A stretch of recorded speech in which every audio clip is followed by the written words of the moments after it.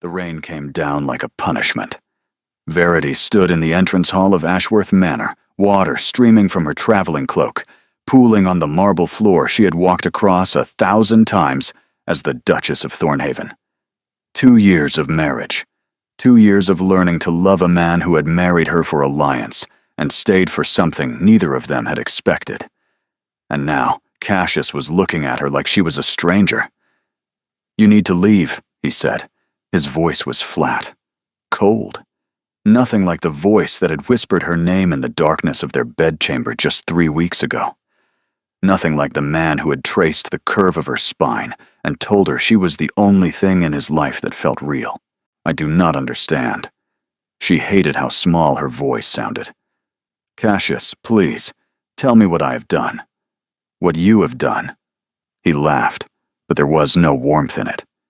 "You exist, Verity. That is what you have done. You exist in my house, in my life, in my every waking thought, and I cannot breathe for it." The words should have been romantic. They were not. They were spoken like an accusation, like a disease he needed to cure. "That is marriage," she said, stepping toward him. "That is love." Love. He turned away, shoulders rigid beneath his tailored coat. "I never asked for love. I asked for a wife who would manage my household and bear my heirs. I did not ask for this." This. As if what had grown between them was something shameful, something unwanted. Verity felt something crack in her chest. "You are lying. I do not know why, but you are lying. 3 weeks ago you held me like I was precious. You said my name like a prayer. 3 weeks ago I was a fool. Cassius, enough." He spun back to face her, and she saw it then, a flicker in his eyes that did not match his words. Pain, fear, desperation. But his jaw was set like iron, and his voice was merciless. "I have arranged for a carriage to take you to your family's estate in Wiltshire. Your things will be sent separately. You will tell anyone who asks that you are visiting your ailing mother." "My mother is not ailing." "Then she will become ailing. A convenient fiction to explain your absence from society." "My absence?" Verity's hands trembled. "You are sending me away. After 2 years. After everything. I am doing what must be done." "Why?" He did not answer. Just stood there, carved from marble, watching her with those dark eyes that had once held such tenderness. Verity thought of the secret she carried. The one she had discovered just 4 days ago, confirmed by the physician who had attended her in private. The reason she had rushed back from visiting her cousin in Bath. The news she had been so desperate to share. She was with child. His child. Their child. The heir he had just said he wanted. But looking at him now, at this stranger wearing her husband's face, the words died in her throat. She could not give him this.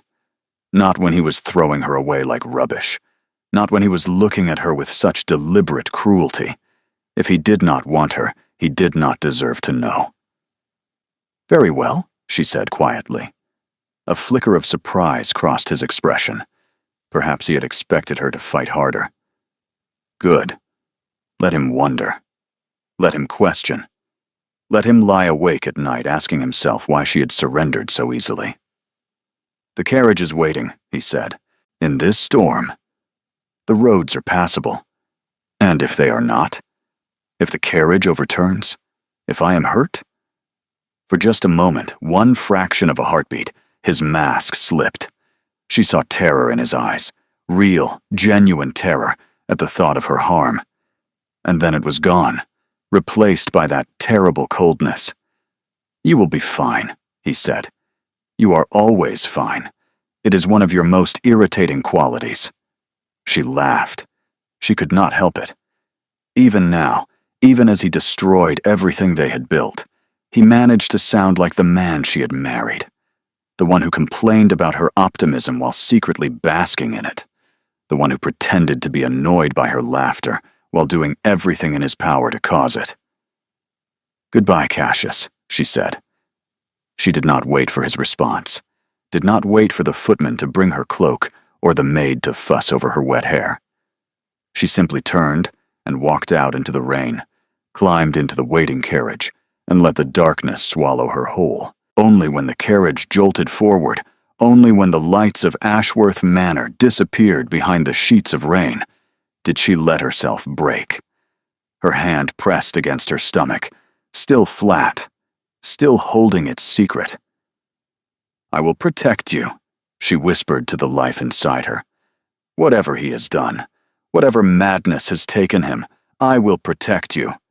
You will never know this pain. You will never doubt that you are wanted." The rain hammered against the carriage roof like fists.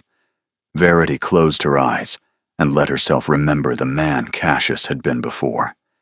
The way he looked at her across the breakfast table, like she had invented the sunrise. The way he held her hand during boring society events, thumb tracing circles on her palm. The way he made love to her, like she was a revelation, like every time was the first time, like he could not quite believe she was real. Something had changed. Something had broken him. She did not know what, but she knew this was not the real Cassius. The real Cassius would never send her away in a storm. The real Cassius would never look at her with such practiced cruelty. But the real Cassius wasn't here. This cold stranger had taken his place, and Verity was alone in the rain, carrying his heir, with nowhere to go but away. The carriage shuddered through the storm, and she pressed her hand harder against her stomach, making a silent vow. She would survive this. She would raise this child. And if Cassius Ashworth, Duke of Thornhaven, ever came looking for what he had thrown away, she would make him earn every single moment of her forgiveness, if she ever forgave him at all. 4 months later, Verity stood in the garden of Hartfield House, watching the first frost settle on the roses. Her hand rested on the swell of her belly. Visible now. Undeniable. The secret she had carried from Ashworth Manor had grown into something she could no longer hide, and she found she did not want to. This child was hers. Whatever Cassius had done, whatever poison had infected his mind, this child was innocent of it, and Verity refused to treat her pregnancy as something shameful. "You will catch cold." She turned to find her brother Hadrian approaching, his expression caught between concern and exasperation. At 32, he had inherited their father's estate and their mother's tendency to worry. He had not questioned her arrival 4 months ago, soaked and sobbing. He had simply opened the door, wrapped her in blankets, and waited until she was ready to explain. She had never fully explained. "The cold feels good," she said. "The baby seems to like it. She has been quiet this morning." She? Or he? I do not know, but she feels right. Hadrian moved to stand beside her, looking out at the frozen garden. "A letter arrived this morning, from London." Verity's chest tightened. "From him?" "No, from Lady Viola Ashworth, his sister." That was unexpected. Verity had always liked Viola, a sharp-tongued widow who had never quite approved of her brother's cold demeanor. They had become friends during Verity's time as Duchess, bonding over their shared impatience with society's ridiculous expectations. What does she want? She wants to visit. She says she has news that cannot be committed to paper. News about Cassius? Hadrian hesitated. She does not say, but I imagine it must be. Verity turned away, watching her breath mist in the cold air. 4 months of silence, 4 months of waiting for an explanation that never came. 4 months of telling herself she did not care while crying herself to sleep every night. I do not want to see her. Verity. I do not want to hear about him. I do not want to know what he is doing, who he is seeing, whether he has found some new wife to take my place. You are still his wife. In name only. He made that abundantly clear. Hadrian was quiet for a long moment. Then, carefully, he asked, "Have you considered telling him? About the child?" "No. He has a right to know. He had a right to be a decent husband. He forfeited that right when he threw me out in the rain like a stray dog. Her voice cracked, and she hated it. Hated that after 4 months, she still cried over him, still loved him despite everything. I will not give him this, Hadrian. This child is mine. He lost any claim to it when he lost his claim to me. The law would disagree. Then the law is wrong. She knew she sounded childish, knew she was making decisions based on pain rather than reason. But reason had failed her. She had been a reasonable wife, a loving wife, a devoted wife, and it had earned her nothing but a cold dismissal and a carriage ride through a storm. Unreason was all she had left. I will write to Lady Viola, Hadrian said gently. I will tell her you are unwell and cannot receive visitors. She will know it is a lie. Yes, but she will also know not to push. Viola has always been perceptive that way. Verity nodded, grateful for her brother's intervention. She did not have the strength to face anyone from her old life. Not yet. Perhaps not ever. That night, she sat in her room, hands resting on her belly, feeling the flutter of movement that had become her constant companion. The baby was active tonight, restless in a way that reminded her painfully of Cassius. He had never been able to sit still either, always pacing, always moving, and always burning with energy he did not know how to contain. Your father was a fool, she whispered to the curve of her stomach. A brilliant, beautiful fool who threw away the only good thing he ever had. But I will not let his foolishness touch you.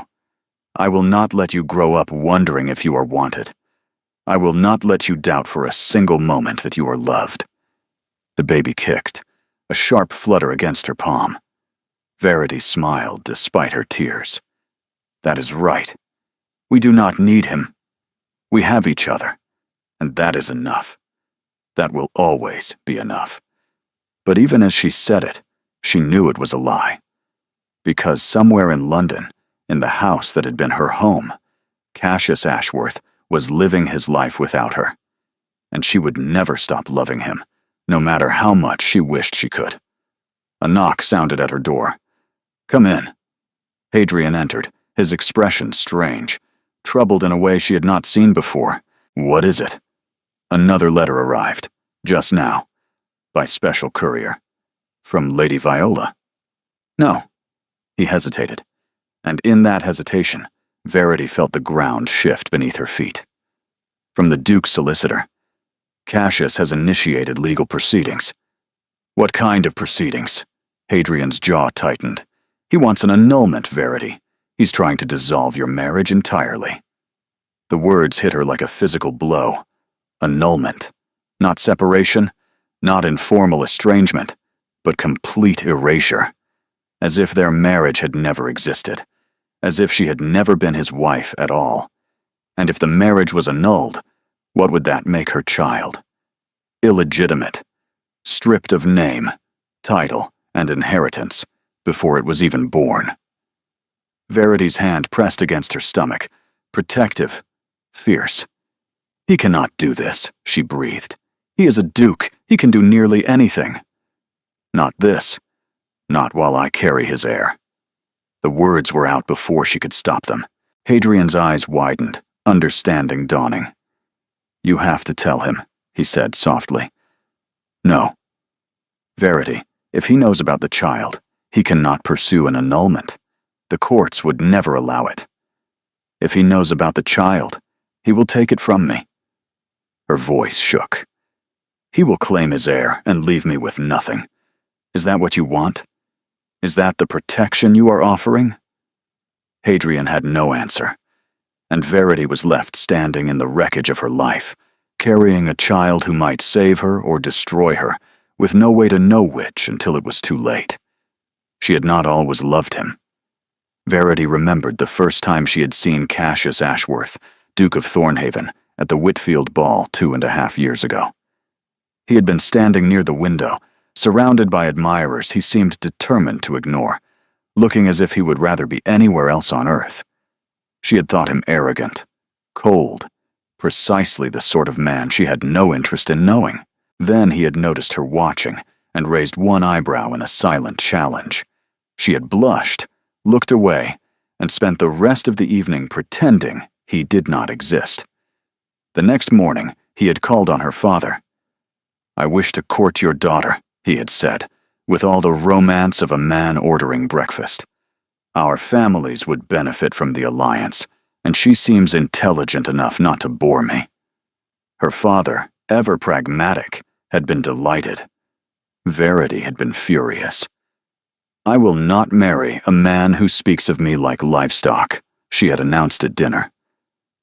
"You will meet with him," her father had replied calmly, "and you will give him a fair chance. That is all I ask." She had agreed, certain that a few conversations with the insufferable Duke would prove her right. She had been wrong, because Cassius Ashworth wasn't what he appeared. Behind the cold facade was a man who listened when she spoke, who asked questions about her opinions rather than dismissing them, who laughed at her jokes with genuine surprise, as if he had forgotten laughter existed.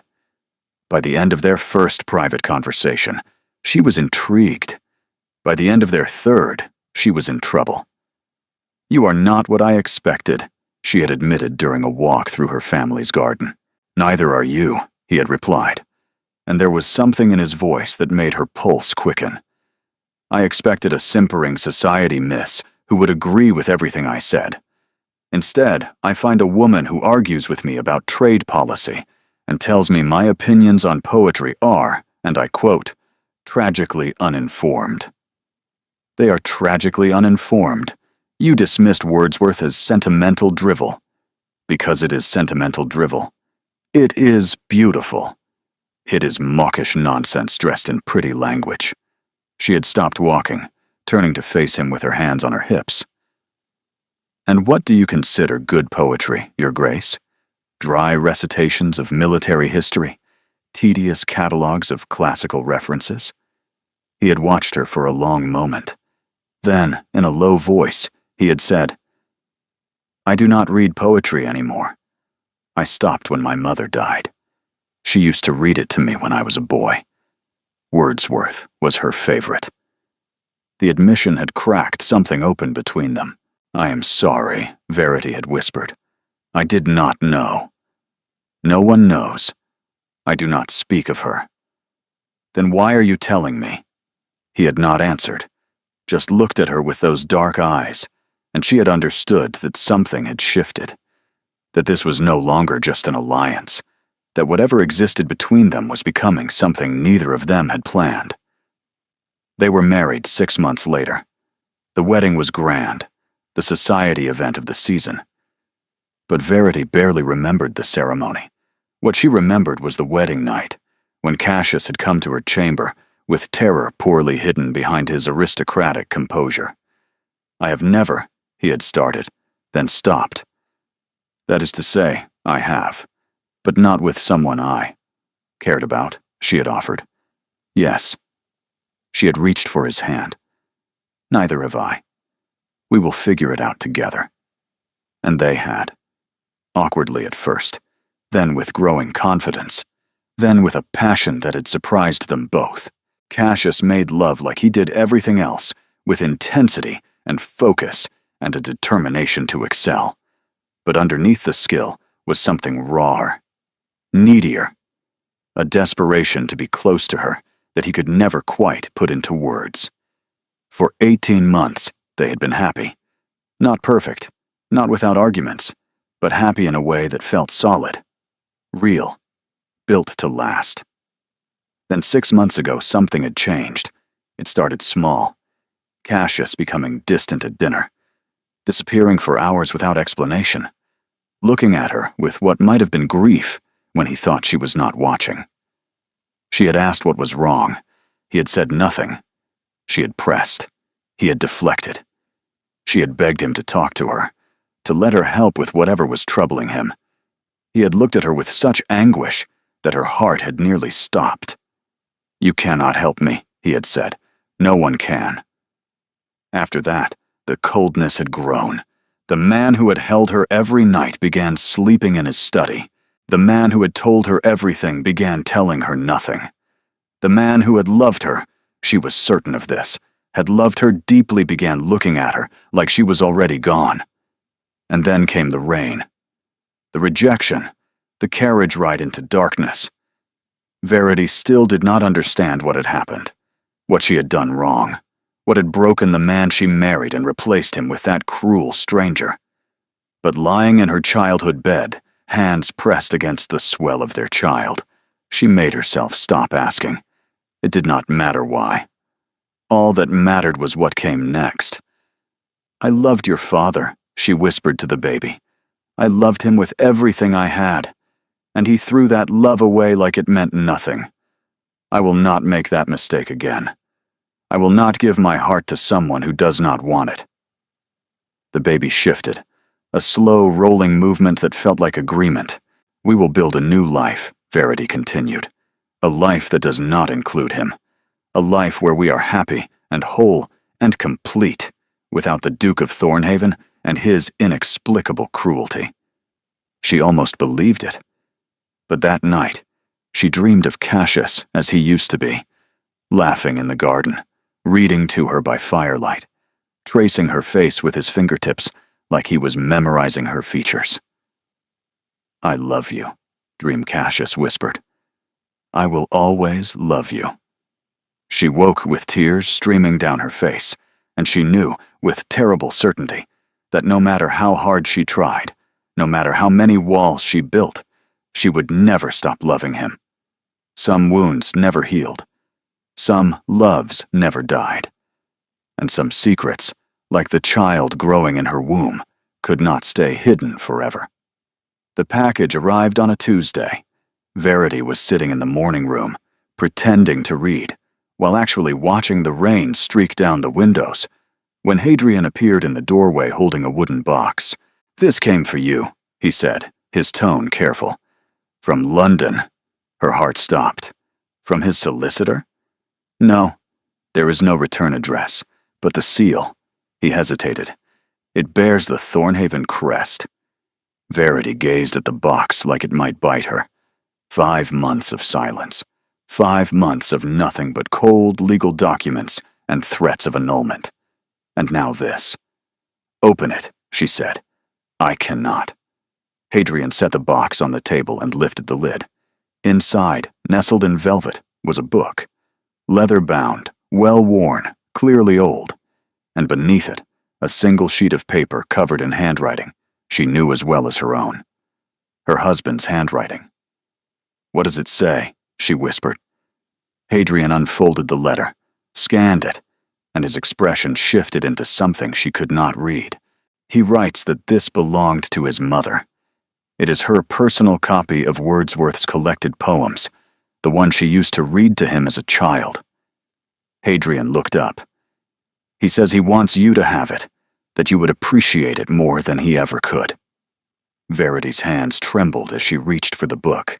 The leather was soft, worn smooth by years of handling. When she opened it, she found annotations in the margins. A woman's elegant script, commenting on favorite passages, marking lines that moved her. Cassius's mother, the woman he never spoke of, the loss that had shaped him into the guarded man she had married. And he had sent her this, his most precious possession, the thing he had kept hidden from everyone, even her. "Why?" she breathed. "Why would he send this?" "There is more," Hadrian said gently, "at the bottom of the letter." She took the paper from him, hands shaking, and read the final lines. "I have no right to ask anything of you. I have no right to even write your name. But I cannot let you believe that what existed between us meant nothing. It meant everything. You meant everything. And I am sorry. I am so deeply, unforgivably sorry for what I have done. Do not write back. Do not try to understand. Just know that I loved you. I love you still. And sending you away was the only way I knew to keep you safe. Yours, in whatever way you will still have me. Cassius." The letter fell from her fingers. Keep her safe. From what? From whom? What danger could possibly justify destroying their marriage, breaking her heart, threatening to annul everything they had built? "He is lying," she said, but her voice wavered. "This is manipulation. He is trying to confuse me." "Is he?" "He must be. Why else would he send the annulment papers, and this in the same month? It makes no sense." "Perhaps," Hadrian said slowly. "There are things happening that we do not understand, things he cannot explain." "Then he should explain them." Verity's voice cracked.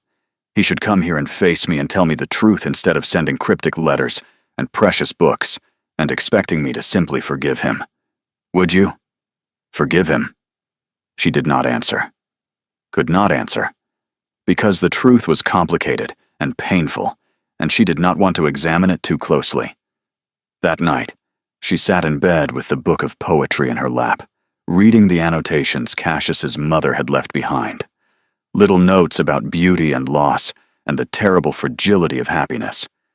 One passage was underlined 3 times, the ink heavy with emphasis. "Though nothing can bring back the hour of splendor in the grass, of glory in the flower, we will grieve not, rather find strength in what remains behind." Strength in what remains behind. Verity's hand moved to her belly, where the baby shifted and turned. "Perhaps your grandmother was wise," she whispered. "Perhaps there is strength to be found. But I don't know if I am strong enough to find it." The baby kicked, hard and insistent. And despite everything, despite the pain and the confusion and the fear, Verity smiled. Lady Viola Ashworth arrived without warning on a gray morning in March. Verity was in the garden, wrapped in a thick shawl against the lingering winter chill, when the carriage appeared on the drive. She recognized the crest immediately. Thornhaven. But it was not Cassius who emerged. Viola descended with her usual grace, her sharp eyes scanning the grounds until they found Verity standing among the dormant rose bushes. Something flickered across her face, relief perhaps, or determination. "Do not run," Viola called out. "I have traveled 4 days to speak with you, and I will not be denied." "I didn't invite you." "No. You ignored my letters and refused my visits, and generally behaved as though I had ceased to exist." Viola approached, her gaze dropping to Verity's belly, now impossible to hide beneath even the most generous shawl. "Though I see now why you were so determined to avoid me?" Verity's hand moved instinctively to cover the swell. "This is none of your concern." "It is absolutely my concern. That is my brother's child, my niece or nephew, the future heir to Thornhaven." Viola stopped a few feet away, her expression softening. "And you are my friend, Verity. Or you were. I would like to be again, if you will let me. Your brother sent me away in the rain like a disgraced servant. I know. He is trying to annul our marriage. I know that too." Viola's jaw tightened, "and I am here to tell you that you must not let him." Verity watched her with guarded eyes. "What?" "The annulment. You must fight it. You must refuse to cooperate, hire your own solicitors, and do whatever is necessary to stop it from proceeding." "Why would you help me against your own brother?" "Because my brother is a fool." Viola's voice cracked, the first sign of emotion breaking through her composure. "A noble, self-sacrificing, utterly idiotic fool who believes he is protecting everyone by destroying himself. And you, and apparently his unborn child." The words hung in the cold air between them. "Protecting us from what?" Verity demanded. "He said the same thing in his letter, that he sent me away to keep me safe." "Safe from what, Viola? What is he not telling me?" Viola hesitated, glancing back toward the house as though checking for listeners. "Not here. Inside. Where we cannot be overheard." They retreated to the small parlor at the back of the house, the one Verity used when she wanted privacy. Hadrian appeared in the doorway, saw Viola, and raised an eyebrow at his sister. "It is all right," Verity said. "She is here to help. Apparently." I am here to tell you the truth, Viola corrected. What you do with it is your choice. She settled into a chair, arranging her skirts with the practiced ease of a woman who had spent her life in society.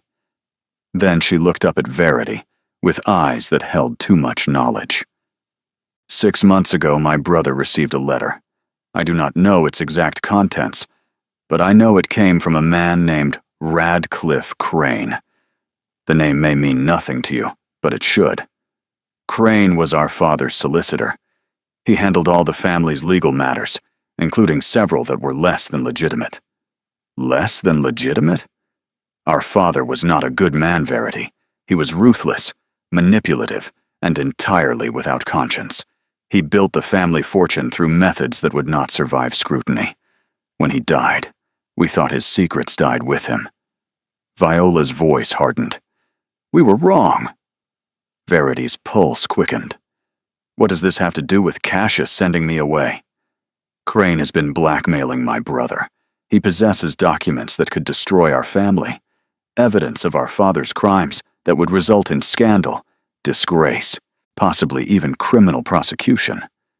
But Cassius was not involved in those crimes. He was a child when your father was alive. It does not matter. The sins of the father, as they say. If Crane releases those documents, the Ashworth name will be ruined. Cassius will lose everything. His title, his estates, his standing in society. Viola paused, and anyone connected to him will be destroyed as well. The implication hit Verity like a blow. He sent me away to protect me from the scandal. Yes, he is pursuing an annulment, so that when the truth comes out, I will not be tainted by association. Yes. And he did not tell me any of this because he is a proud, stubborn, impossibly noble man who would rather break your heart than watch you suffer for his family's sins. Viola leaned forward. He loves you, Verity, more than I have ever seen him love anything. And he is trying to save you the only way he knows how, by cutting you loose before the storm arrives. Verity sank into the nearest chair, her mind reeling. All this time, all these months of pain and confusion and rage. And the truth was that Cassius had been trying to protect her, badly, wrongly, in the most hurtful way possible, but trying nonetheless. Why are you telling me this? She asked. You could have let me believe he was simply cruel. Because the annulment will not protect you. Not really. The gossip will follow you regardless. And my brother is destroying himself, trying to carry this burden alone. Viola's eyes glistened. He has stopped eating, stopped sleeping. He wanders the halls of Ashworth Manor like a ghost, and the staff whisper that he has gone mad with grief. Grief for what? For you. Viola's voice broke. For the life he threw away, for the wife he loved and lost. He does not know about the child, Verity. If he knew, it would kill him. Or perhaps it would save him. I do not know which. The baby shifted, a slow rolling movement that seemed to echo Verity's churning emotions. What do you want me to do? She asked in a low voice. Fight. Fight the annulment. Fight Crane. Fight my brother's idiotic nobility. Viola reached out, gripping Verity's hands. Come back to London. Confront him. Make him see that his sacrifice is pointless if it costs him everything that matters. And if he refuses to listen, then make him listen. Viola's grip tightened. You are carrying his heir, Verity. That changes everything. That gives you power he cannot ignore. Power. The word felt strange on her tongue. For months, she had felt powerless, abandoned, cast aside. But she was not powerless. She was carrying the future of the Ashworth line. And if Cassius wanted to throw away their marriage, he would have to do it while looking her in the eye. I need time, she said, to think. Do not take too long. The annulment proceedings resume in 3 weeks. If you do not act before then, it may be too late. Viola left that evening, but her words remained, and Verity lay awake all night, one hand on her belly, the other clutching the book of poetry Cassius had sent her, trying to decide whether to fight for a man who had broken her heart to save her. Verity arrived in London on a day that threatened rain. The irony was not lost on her. Rain had driven her away from this city. Rain had marked the end of her marriage, and now she was returning under gray skies, swollen with Cassius's child, prepared to fight for what he was so determined to destroy. Hadrian had insisted on accompanying her. "You should not face this alone," he had said, and she had been too tired to argue. They took rooms at a respectable hotel, rather than attempting to reclaim her place at Ashworth Manor. Verity was not ready for that confrontation. Not yet. First, she needed to understand exactly what she was fighting. The meeting with Crane was arranged through Viola, who had returned to London ahead of them and done the necessary groundwork. He is a snake, Viola had warned, but snakes can be charmed, or defanged. Radcliffe Crane received them in his offices near the Inns of Court. He was a small man, neat and precise, with the kind of forgettable face that served well in his profession. His eyes, however, were sharp, calculating. They swept over Verity's figure with undisguised interest. "The Duchess of Thornhaven," he said smoothly. "Or should I say, the former Duchess. I understand the annulment is proceeding apace. That is what I am here to discuss." "Indeed," he gestured to a chair. "Please, sit.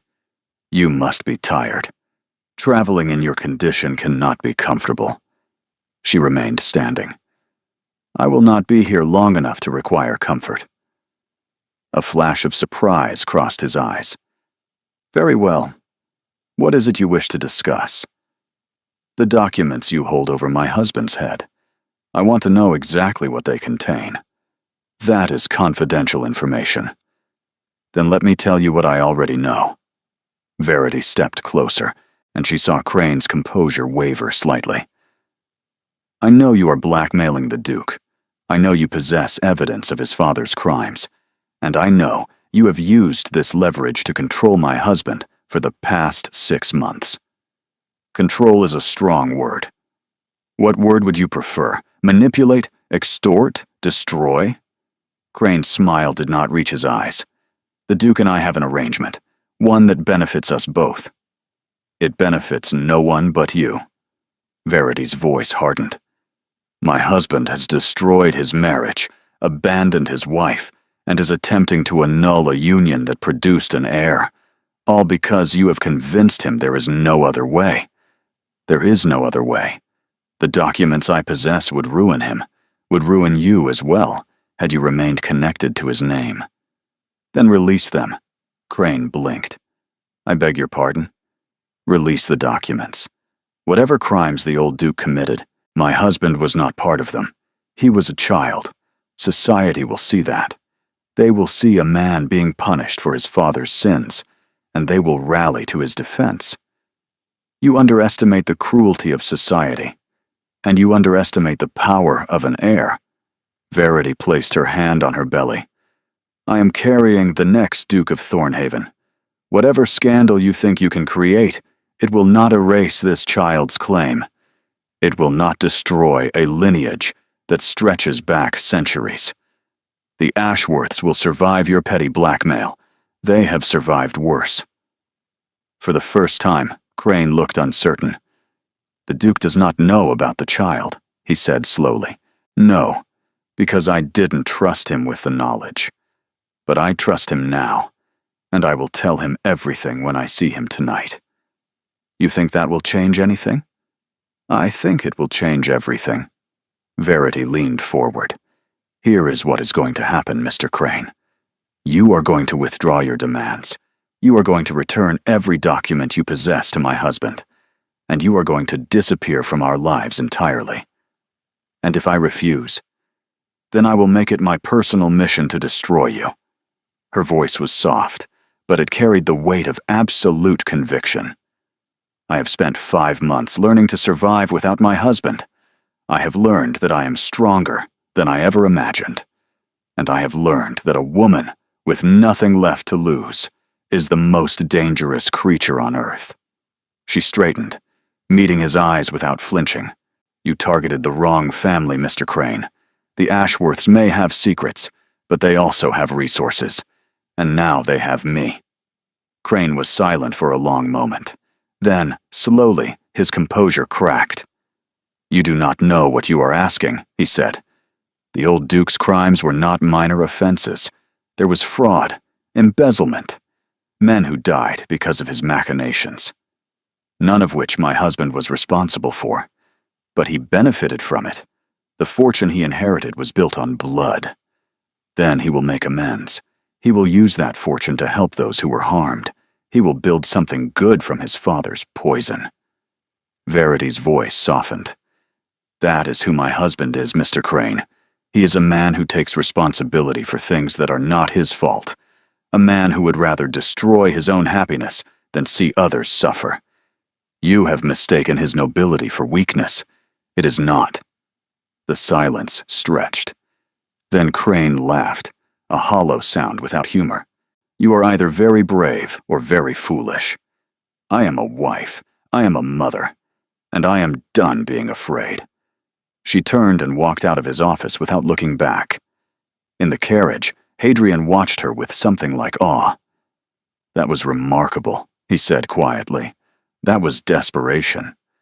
It was strength, the kind I have never seen from you before." Verity looked out the window at the gray London streets, her heart pounding. "Being abandoned teaches you things," she said. "It teaches you that you cannot rely on anyone to save you, that you must save yourself. And Cassius? Will you save him too?"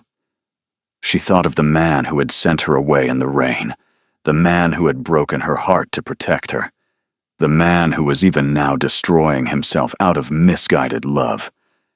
"If he will let me," she whispered. "If he has not already gone too far." The carriage rolled toward Ashworth Manor, and Verity prepared to face the husband who had thrown her away. Ashworth Manor looked smaller than she remembered. Or perhaps she had grown larger. Not just in body, but in spirit. The woman who had fled this house 5 months ago had been broken, confused, and desperate to understand what she had done wrong. The woman who stood before it now knew the truth, and the truth had made her dangerous. "Are you certain about this?" Hadrian asked from beside her. "No, but I am doing it anyway." The butler who answered the door was new. He did not recognize her, which meant Cassius had dismissed the old staff, another sign of the destruction he had wrought upon his own life. "I am here to see the Duke," Verity said. "Tell him his wife has returned." The butler's eyes widened, darting to her belly before he could stop himself. I shall inquire if his grace is receiving visitors." "I am not a visitor. I am the Duchess of Thornhaven, and I will see my husband, whether he wishes it or not." She did not wait for permission. She swept past the stammering butler, through the entrance hall she had walked 1,000 times, toward the study where she knew Cassius spent his days. The door was closed. She did not knock. He was standing by the window, silhouetted against the gray afternoon light. He had lost weight. She could see it in the sharp angles of his shoulders, the hollow beneath his cheekbones. His hair was longer than he usually kept it, curling slightly at his collar, and there were shadows beneath his eyes that spoke of sleepless nights. He turned when she entered, and she watched his face cycle through a dozen emotions in the space of a heartbeat. Shock, hope, anguish, and then, settling like a mask, that terrible practiced coldness. "You should not be here," he said. "And yet, here I am." His eyes dropped to her belly, and she saw the moment understanding struck him. Every trace of color drained from his face. His hand shot out, gripping the edge of his desk as though it were the only thing keeping him upright. "You are." He could not finish the sentence. "With child." "Yes, your child. The heir you said you wanted when you married me. How long have you known?" "Since before you sent me away." The words hit him like a physical blow. He staggered slightly, his composure cracking. "You knew," he breathed. You knew, and you did not tell me. You were throwing me out of your house. You were looking at me like I was nothing. Why would I give you this when you had made it so abundantly clear you wanted nothing from me? I would never. I would have. He stopped, pressing his hand to his face. God. Verity. A child. Your heir. The future Duke of Thornhaven. She stepped closer, forcing him to look at her. The child you were about to make illegitimate with your annulment. The annulment was to protect you. It was to protect yourself from having to face what you had done. No, his voice cracked. It was to save you from the scandal, from Crane, from everything my father left behind. I know about Crane. I know about the documents. I know about all of it. He fixed his gaze on her. How?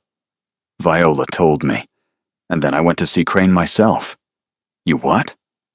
I confronted him, in his offices. I told him that if he did not withdraw his demands, I would destroy him. Cassius looked like he might be sick. Do you have any idea how dangerous that was? What he could have done to you? What could he possibly do that would be worse than what you have already done? The question hung between them, sharp and unforgiving. I was trying to protect you, Cassius said, his voice barely above a whisper. Everything I did was to protect you. You broke my heart. I know. You sent me away in the rain like I was worthless. I know. You let me believe for 5 months that you did not love me, that our marriage meant nothing, that I was nothing. Verity. His voice shattered on her name. I have loved you since the moment you told me my opinions on poetry were tragically uninformed. I have loved you through every day of our marriage, and every day since I sent you away. There has not been an hour, a minute, a single breath where I didn't think of you and wish I could undo what I had done. Then why did you do it? Because I am a coward. The admission seemed to cost him everything. Because I could not bear the thought of you being dragged down by my father's sins. Because I thought, if I cut you loose quickly and completely, you might be able to rebuild your life without me. Find someone who is not tainted by scandal and shame. I do not want someone else. I never wanted someone else. I know that now. Tears glistened in his eyes. I knew it then, too. But knowing something and accepting it are not the same thing. Verity felt her own composure cracking. She had come here to fight, to demand, to force him to face what he had done. But seeing him like this, broken and desperate, and still so painfully in love with her, made it hard to hold on to her anger. You could have told me, she whispered. You could have trusted me with the truth. I was trying to spare you. You were trying to control the situation, to make the decision for both of us without giving me any say. Yes. He did not try to deny it. I was wrong. I see that now. I have seen it every day since you left, lying awake at night remembering the look on your face when I told you to go. You said I was an irritation, something you could not breathe around. I said what I needed to say to make you leave, to make you hate me enough to go without fighting. His voice dropped. I never imagined you would believe me. How could I not believe you? You were my husband. I trusted you completely. I know. He moved toward her, then stopped himself. I know. And I am sorry. I am so profoundly, devastatingly sorry. I do not know how to make you understand the depth of my regret. You could start by stopping the annulment. I will stop it today, this hour. I will write to the solicitors immediately. And Crane? I will deal with Crane. How? He hesitated, and she saw something shift in his expression. Something harder, more determined. The documents he holds expose my father's crimes, but they also expose his own involvement. He was not merely my father's solicitor. He was his accomplice. If those documents become public, they destroy him as well. Then release them. It would mean scandal for our family. Better scandal than slavery to that man's demands. Verity reached out, touching his arm for the first time in 5 months. We can survive scandal, Cassius. We cannot survive being controlled by someone who wishes us harm. He looked down at her hand on his sleeve, and she saw his composure finally, completely shatter. I have missed you, he whispered. Every moment of every day. I have missed you so much, I thought I might die from it. Then stop pushing me away. I'm trying. I'm trying so hard to believe I deserve to have you back. You do not deserve it. Her voice was gentle but honest. You broke my trust. You made decisions that were not yours to make. You hurt me in ways I am still discovering. I know. But I love you anyway. The words came out before she could stop them. God help me. I love you anyway, and I'm tired of being apart. I'm tired of protecting myself from a man. I want to protect me instead. His breath caught. Verity. Do not speak. Not yet. Just. She pressed her hand against his chest, feeling his heart hammer beneath her palm. Just let me be angry for a moment longer. Let me hold on to the hurt before I let it go. He stood perfectly still, barely breathing, as though afraid any movement might shatter the fragile peace between them, and Verity closed her eyes, feeling the baby shift in her belly, feeling her heart crack open despite all her efforts to keep it closed. She had come here to fight, but what she had found was something more complicated than anger. What she had found was a man she still loved, broken by his own choices, desperate to make amends. The question was whether amends were possible, and whether she had the strength to let him try. They did not reconcile that night. Verity insisted on separate rooms, and Cassius did not argue. He understood, perhaps better than anyone, that trust once broken could not be rebuilt in a single conversation. It required time, patience, and a willingness to accept that some wounds might never fully heal. But something had shifted between them. The wall of coldness he had erected was gone, replaced by a raw vulnerability that he could no longer hide. And Verity found herself watching him differently, seeing the man beneath the mask he had worn for so long. Dinner was subdued. Cassius barely touched his food, his eyes following her every movement, as though afraid she might disappear again. Viola had arrived earlier, clearly relieved that her intervention had worked, and she filled the silence with careful conversation about nothing important. After dinner, Verity retired to the rooms that had once been hers.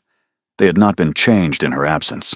Her clothes still hung in the wardrobe, her books still lined the shelves. Even the perfume bottle on her dressing table remained exactly where she had left it. He had kept everything, waiting for her return. The thought made her chest ache. A knock sounded at her door. She knew who it was without asking. Come in. Cassius entered slowly, hesitantly, as though uncertain of his welcome. He had changed into less formal clothes, and without the armor of his tailored coat, he looked younger, more vulnerable. I wanted to make certain you had everything you needed, he said quietly. I am fine. Are you comfortable? The fire is adequate? I can have more wood brought up. The fire is fine, Cassius. He nodded, but did not leave. Just stood there, hands clasped behind his back, looking at her with such desperate longing that it made her want to weep. I do not know how to do this, he admitted finally. I do not know how to be near you without wanting to hold you, without wanting to beg your forgiveness on my knees. Then perhaps you should try. Try what? Begging.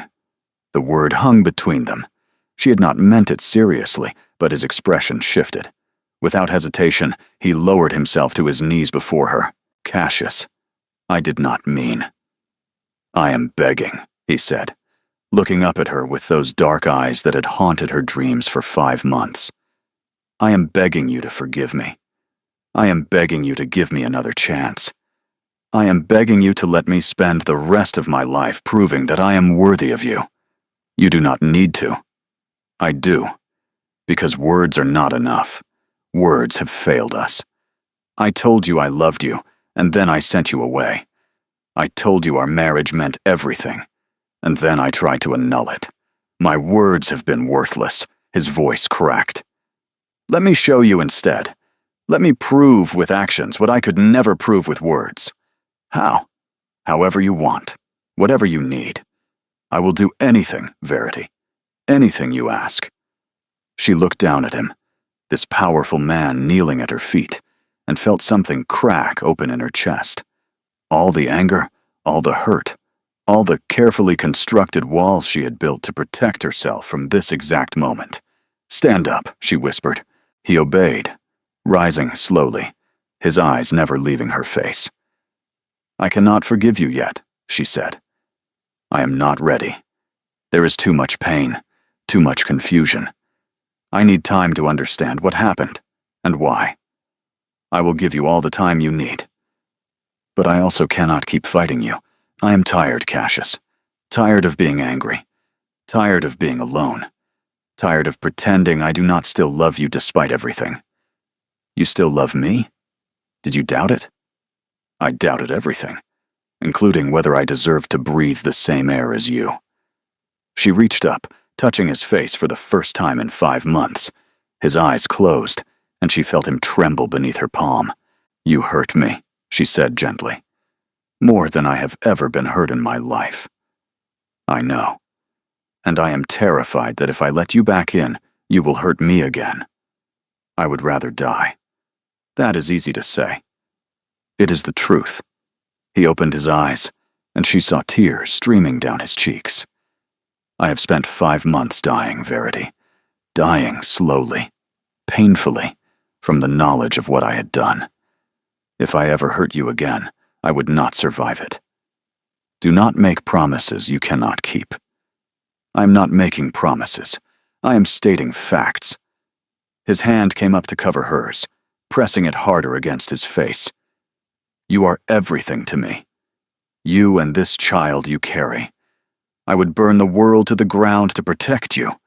I would destroy myself 1,000 times over if it meant keeping you safe." "That is the problem," she whispered. "You keep trying to protect me by pushing me away. But I don't need to be protected from you, Cassius. I need to be loved by you, openly, honestly, without secrets or lies or misguided nobility. Then that is what I will give you." His voice was raw. "No more secrets, no more lies, no more decisions made without your knowledge or consent. From this moment forward, you will know everything I know. You will be part of every choice I make. I swear it on my life." She searched his face, looking for any trace of the coldness that had broken her heart 5 months ago. She found none. Only pain and love and a desperate hope that seemed to match her own. "Cassius." "Yes." She did not know who moved first. Perhaps it did not matter. One moment they were standing apart, and the next, she was in his arms, pressed against his chest, feeling his heart pound against hers. He held her like she was made of glass, like he was afraid she might shatter if he gripped too tightly.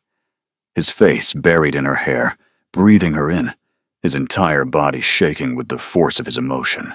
"I thought I would never hold you again," he whispered. "I thought I had lost you forever. You nearly did. I know. God, I know." She pulled back to look at him, and before she could think, before she could stop herself, she kissed him. It was not gentle, not careful. It was 5 months of longing and pain and desperate need, poured into a single moment of connection. He kissed her back with equal ferocity, his hands tangling in her hair, pulling her closer, as though trying to merge their bodies into one. When they finally broke apart, both gasping for breath, his forehead rested against hers. "This does not mean I forgive you," she said shakily. "I know. And it does not mean everything is fixed. I know that too. But I am tired of sleeping alone. I am tired of waking up reaching for someone who is not there." His breath caught. "What are you saying?" "I am saying." She took a shaky breath. "Stay. Tonight. Just hold me. Nothing more. I am not ready for more. But I need. You need what? To feel safe again. To feel like I'm not alone. He pulled her close, wrapping his arms around her with infinite gentleness. You will never be alone again, he promised. Whatever happens, whatever comes next, I will be beside you. For the rest of my life, if you will let me. She closed her eyes, letting herself sink into his warmth. Tomorrow, there would be difficult conversations.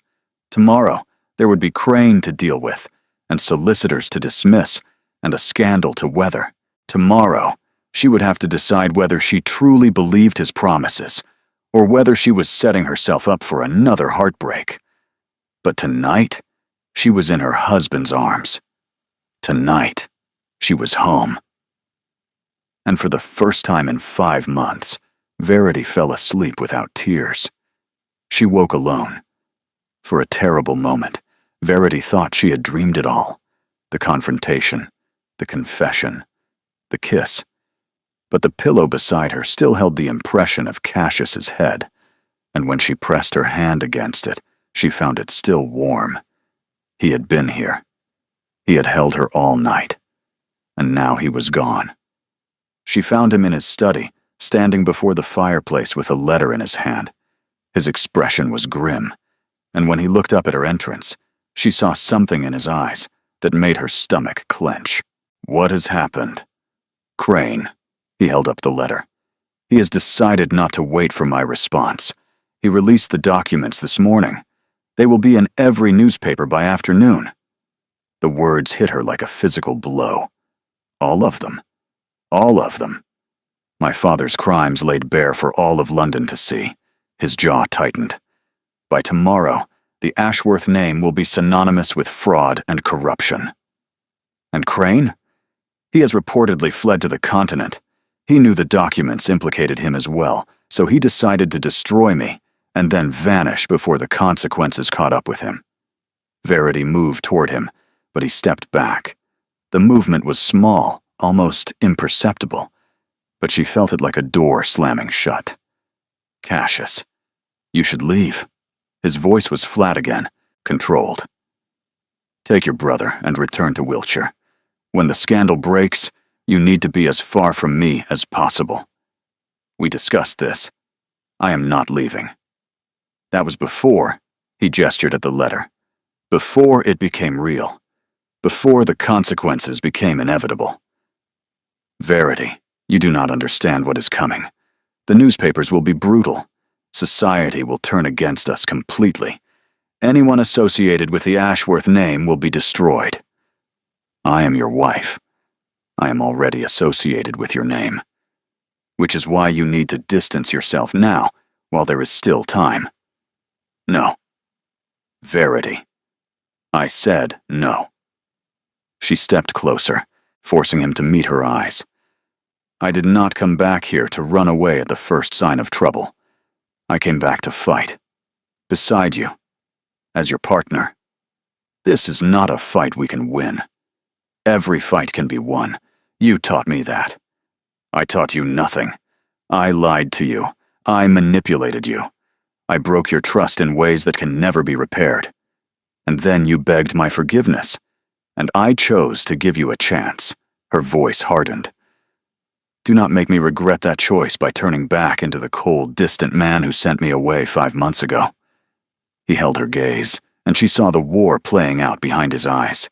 The urge to protect her by pushing her away, battling against the knowledge that pushing her away was what had nearly destroyed them both. I do not know how to let you stay, he admitted, his voice low. I do not know how to watch you suffer for my family's sins. Then learn, because I am not going anywhere. The scandal will pass. Everything passes eventually, and when it does, we will still be here, together, with our child. His eyes dropped to her belly, and she saw his composure crack. Our child, he repeated, as though the words were still foreign on his tongue. I still cannot believe you are.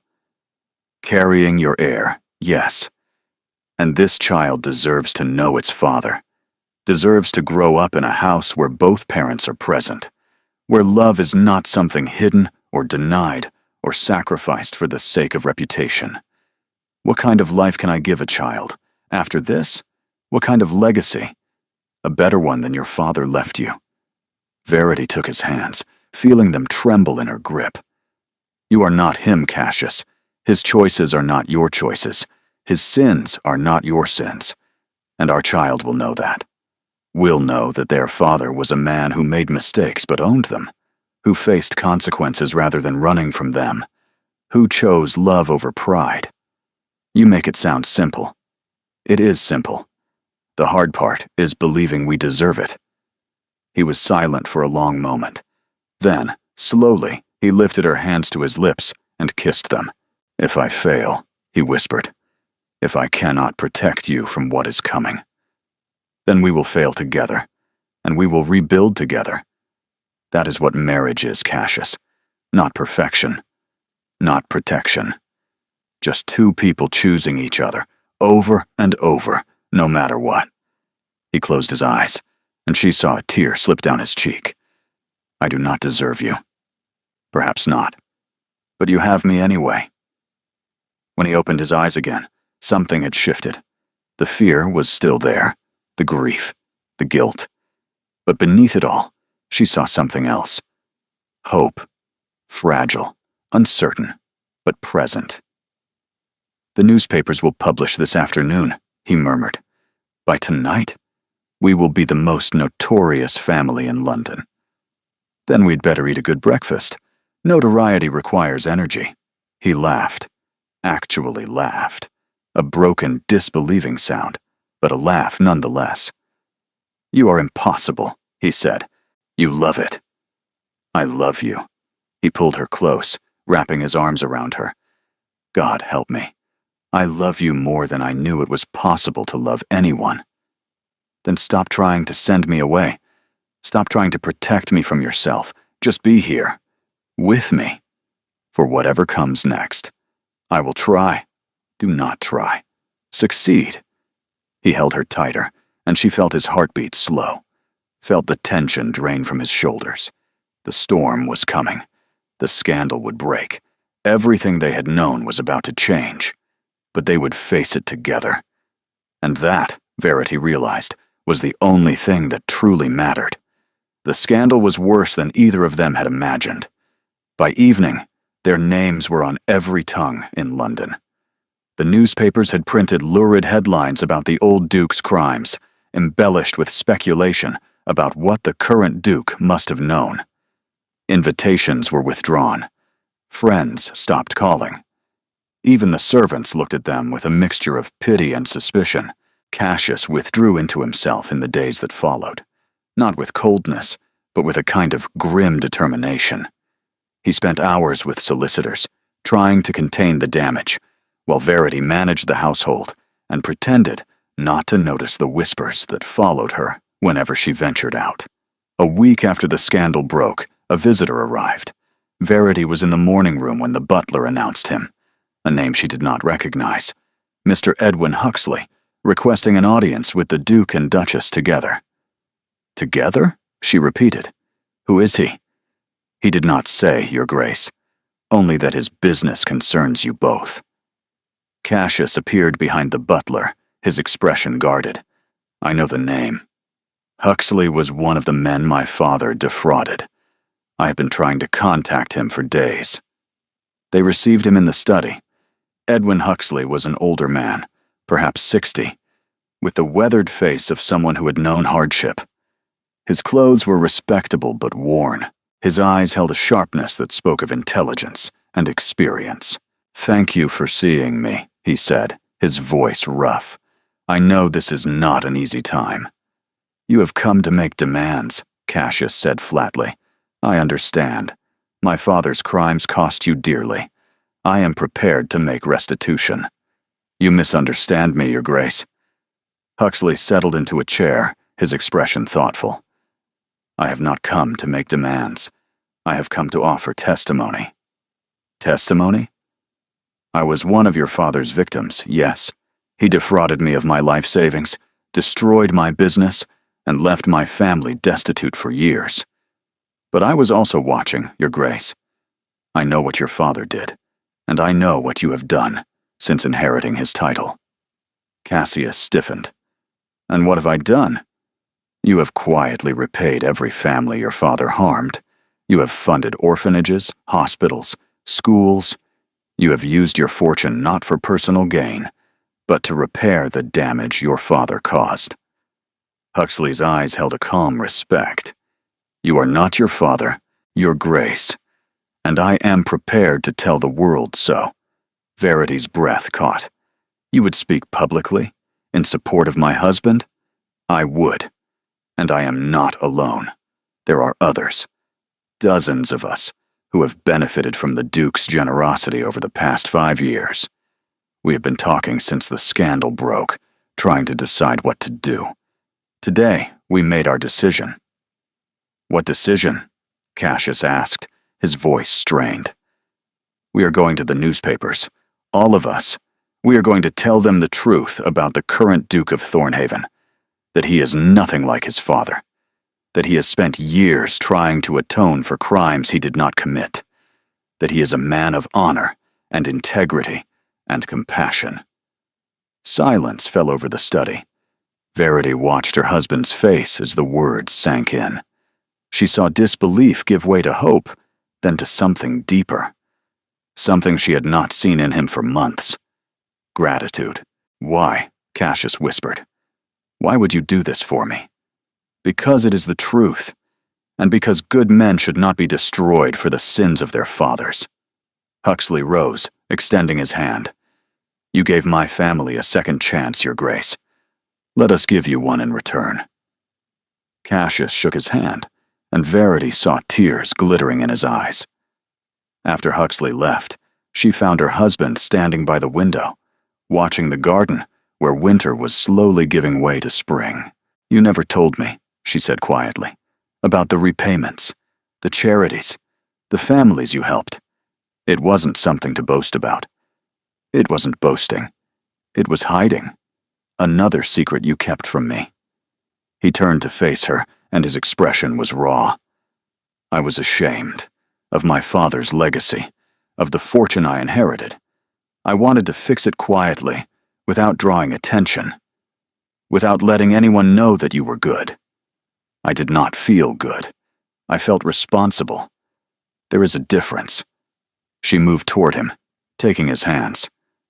"Perhaps. But what matters is that you acted. You could have ignored your father's victims. You could have kept the money and lived comfortably without ever thinking about the harm it caused. Instead, you spent years trying to make amends. It was not enough. It was more than anyone expected." She squeezed his hands. "And it may be what saves us." He looked at her, and she saw hope warring with fear in his eyes. "Do you truly believe that?" "I believe in you," she said simply. "I believe that the man who would secretly repair his father's damage is not the man the newspapers are describing. And I believe that when the truth comes out, society will see it too. And if they do not, then we will build a new life somewhere else. Somewhere the Ashworth name does not carry the weight of scandal." She placed his hand on her belly, feeling the baby kick beneath his palm. "We have everything we need, Cassius. Each other. This child. The rest is just noise." He gazed at his hand on her stomach, feeling the movement of their child, and she watched something break open in his face. "I have wasted so much time," he whispered. "So much time, pushing away the only person who ever truly mattered." "Then stop wasting time. Start living." He pulled her close, holding her as though she was the only solid thing in a shifting world. "I love you," he said against her hair. "I love you, and I am done being afraid. Whatever comes next, I will face it. With you, as your husband, as the father of our child. Promise me." "I promise." And for the first time since the scandal broke, Verity believed that everything might actually be all right. The tide began to turn 3 days later. Huxley's testimony appeared in the morning papers. followed by statements from other families Cassius had helped. One by one, they came forward to tell their stories. The widow, whose mortgage had been quietly paid. The orphanage that had received anonymous funding for years. The businessman whose factory had been saved by a mysterious investor. All of them pointed to the same source, the Duke of Thornhaven, the son who had spent 5 years trying to repair his father's damage. Society, ever fickle, began to reconsider its verdict. Invitations trickled back in. Cautious at first, then more confident. The newspapers that had condemned Cassius began publishing editorials about redemption and the importance of judging a man by his own actions rather than his father's crimes. But Cassius did not seem to notice. He was too focused on Verity. In the 2 weeks since her return, he had been a changed man, attentive without being suffocating, present without being possessive. He asked her opinion on every decision. He told her about every letter, every meeting, and every development in their legal situation. No more secrets, no more unilateral choices. And slowly, carefully, she began to trust him again. "The Whitford ball is tonight," Viola announced one morning over breakfast. "Everyone who matters will be there. It is the perfect opportunity to show society that the Duke and Duchess of Thornhaven are united." Cassius looked at Verity, a question in his eyes. "Do you feel well enough?" he asked gently. "The physician said you should rest." "The physician said I should not run marathons. He did not say I should hide from society like a frightened mouse." "You are 8 months pregnant, and I am perfectly capable of attending a ball." She raised an eyebrow. "Unless you do not want me there." "I want you everywhere. Always." He reached across the table, taking her hand. "I simply do not want to push you beyond your limits." "Then let me decide my limits. I am tired of being managed, Cassius, even with the best of intentions." He nodded, accepting the gentle rebuke. "You are right. I apologize. Accept it. Now, shall we plan our triumphant return to society?" The Whitford ball was everything she had expected. Glittering chandeliers, hundreds of guests, the cream of London society gathered in one place. And every single one of them watched as the Duke and Duchess of Thornhaven entered. Verity felt their eyes like a physical weight, curious, judgmental, waiting to see how the notorious couple would conduct themselves. She squared her shoulders and walked beside her husband, her hand resting on his arm, her head held high.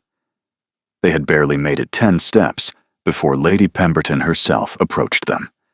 An ancient dragon of a woman, whose approval could make or break reputations.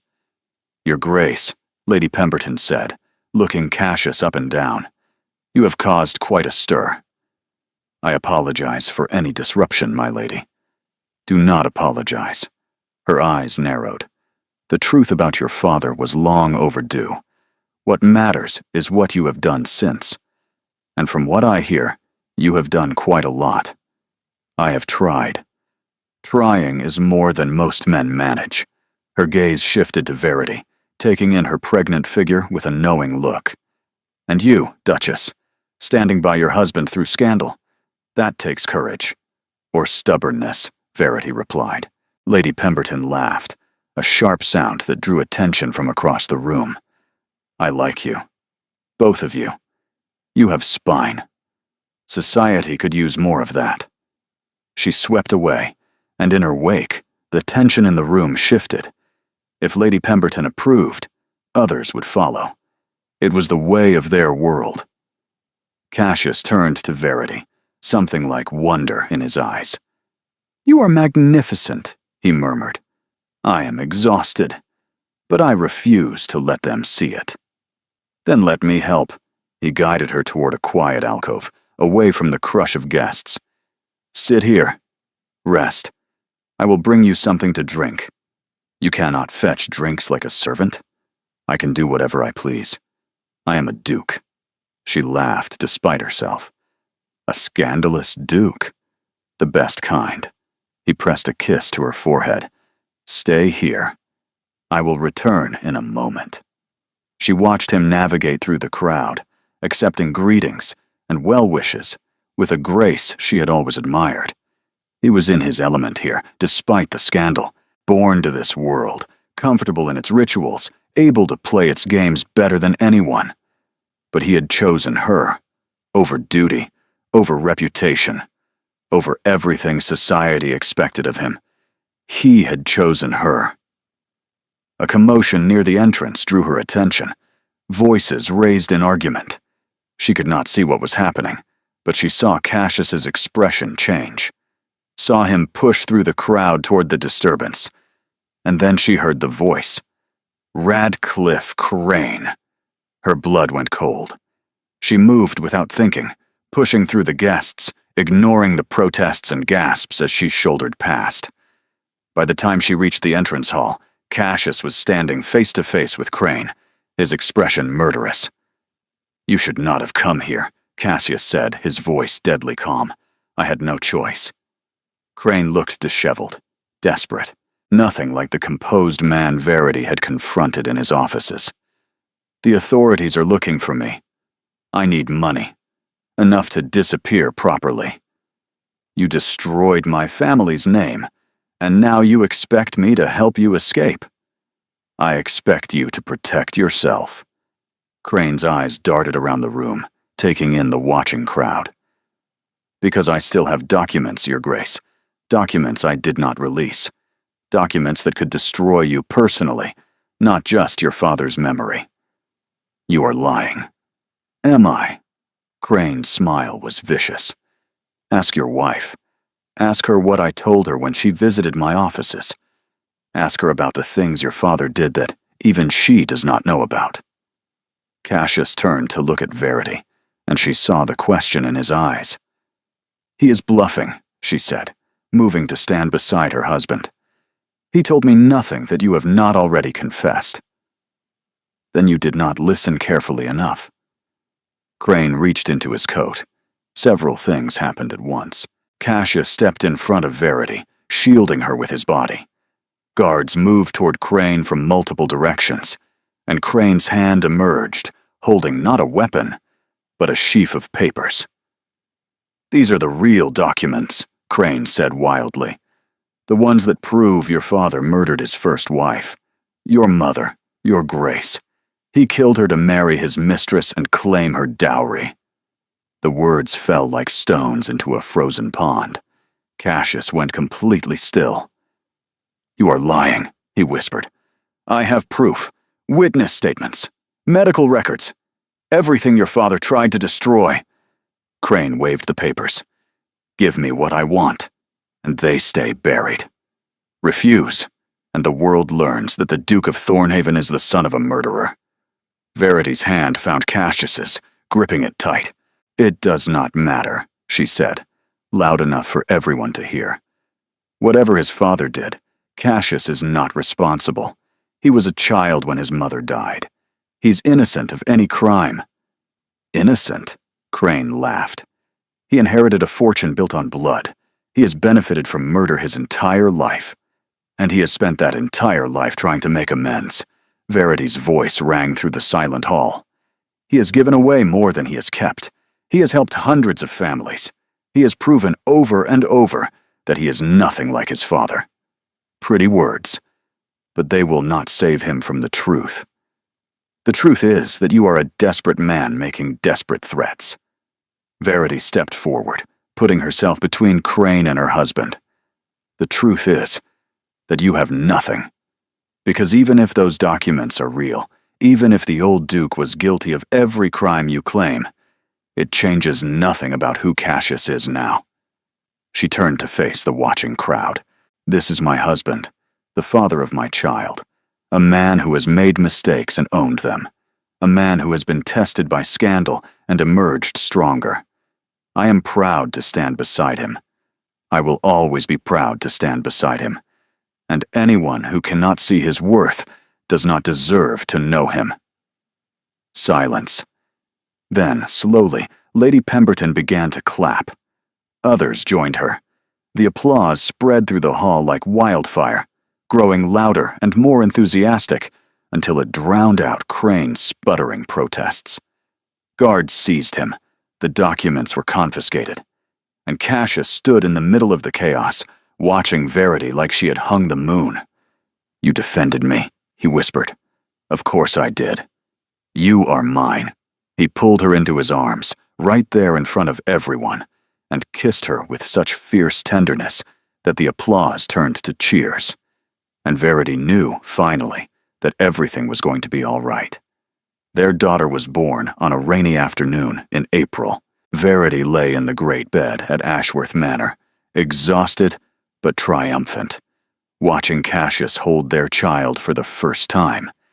His hands, so large and capable, cradled the tiny bundle with infinite gentleness. His eyes, those dark eyes that had once held such practiced coldness, were filled with tears. "She is perfect," he whispered. "Absolutely perfect. She has your nose." "Poor child," Verity laughed weakly. "Your nose is distinguished." "My nose is too large, but on her it will be elegant." He looked up at Verity, and the love in his face made her chest ache. "You are remarkable. Have I told you that today?" "Only 7 times." "Then I am behind schedule." He brought the baby to her, settling them both against the pillows so that Verity could hold their daughter, while Cassius held them both. A circle of warmth against the rainy chill outside. "We need a name," Verity said, stroking the baby's downy cheek. "I was thinking Margaret, after my mother." The words caught Verity by surprise. In all their marriage, Cassius had rarely spoken of his mother. The wounds of her loss, and now the knowledge of how she truly died, had made her memory painful to touch. "Are you certain?" she asked, her voice tender. "I am. She deserved better than the life she had, better than the death she suffered. Our daughter will carry her name and prove that something good can come from tragedy." He paused. "If you agree, I think it is beautiful. Margaret Ashworth. Maggie, perhaps, when she is small." "Maggie." Cassius tested the name on his tongue. "Yes, I like that." The baby stirred, making a small sound of contentment, and both of them fell silent, watching her sleep. "9 months ago," Cassius said, his voice barely above a whisper. "I sent you away in the rain. I told myself I was protecting you. I told myself I was being noble. In truth, I was being a coward. We have discussed this. I know. But I need to say it again.